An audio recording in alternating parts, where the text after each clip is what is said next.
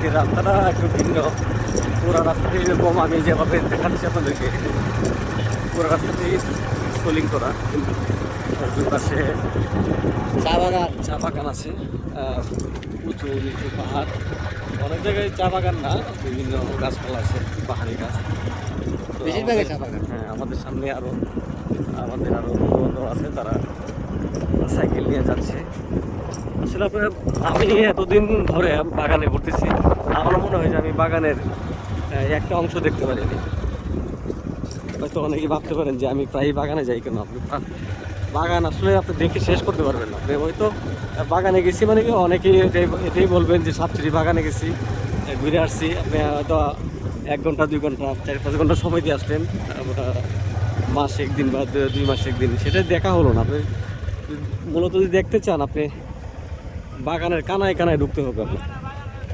অন্তত যেদিকে যাওয়া যায় এদিকে যদি যান নিরাপদ সাইডগুলোতে, আপনি দেখে শেষ করতে পারবেন না।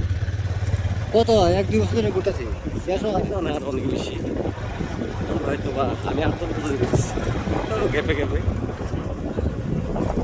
কিন্তু মানে প্রতিনিয়ত কোনো না কোনো জায়গায় নতুন একটা জায়গায় যাই আমরা। ঘটনা হয়েছে আমরা তো লাগার 3 মাস কোনো শুক্রবারে মিস নেই, হুম।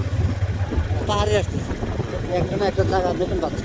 নতুন জায়গাতে আসলে আমাদের আসলে মনে হয় যে নতুন কিছু দেখলাম, নতুন জায়গা দেখলাম, নতুন প্রত্যেকটা এরিয়ায় আসলে আলাদা আলাদা অনুভূতি দেয়।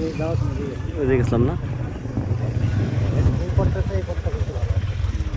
যাই হোক, আমরা চেষ্টা করি প্রতি সপ্তাহেই একটা নতুন জায়গা খোঁজার, নতুন একটা জায়গায় যাওয়ার। ভালো লাগে তো, সৌন্দর্যটা এত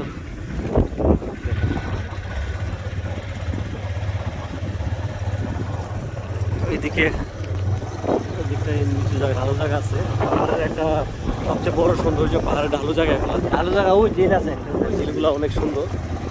এই যে পাহাড়গুলোতে যখন এই চা বাগানটা থাকে তখন আরো ভালো লাগে।